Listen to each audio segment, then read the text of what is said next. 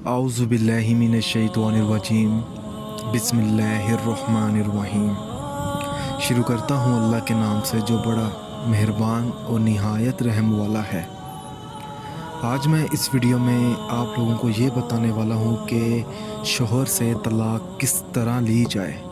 ठीक है, एक ऐसा वजीफ़ा बताऊँगा जिससे जब आप करेंगे ना ये वजीफ़ा तो इंशाअल्लाह ताला आपको कामयाबी आपके कदमों में होगी।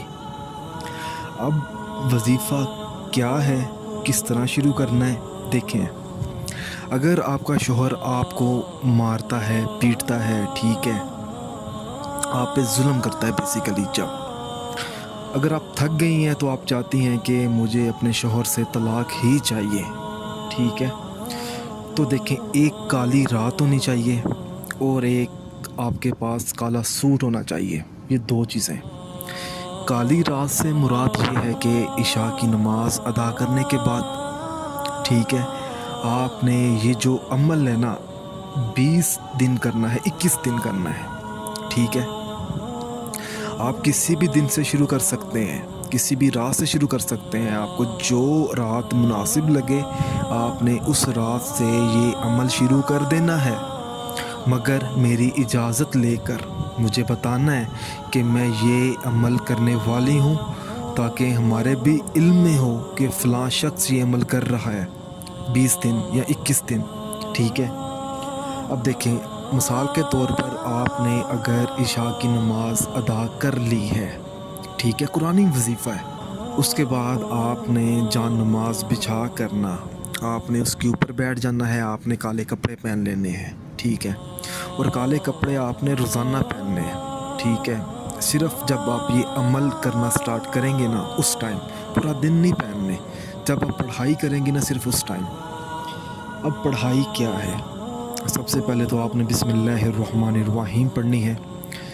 फिर आपने अपना मतलूबा मकसद अपने जहन में रखना है कि मुझे फ़लाँ शख्स से तलाक चाहिए। आपने 3 बार तलाक चाहिए, तलाक चाहिए, तलाक चाहिए कहकर आपने सजदे में चले जाना है। सजदे में जाकर आपने 21 मरतबा या वदूदू का विर्द करना है। सजदे से उठकर आपने बिस्मिल्लाहिर्रहमानिर्रहीम पढ़नी है। उसके बाद आपने सूरत इखलास 1000 मरतबा पढ़नी है। उसके बाद आपने 41 मरतबा आयतल कुर्सी पढ़नी है।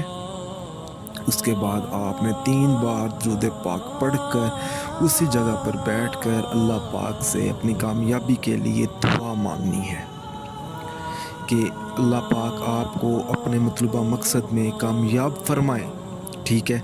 अब ये था वजीफ़ा जो मैंने आपको बता दिया है। अब काली रात के बारे में बता देता हूँ। ये आपने वजीफ़ा अपने सहन में बैठ के करना है या अपनी छत पर बैठ के करना है, अपने कमरे में बैठ के नहीं करना।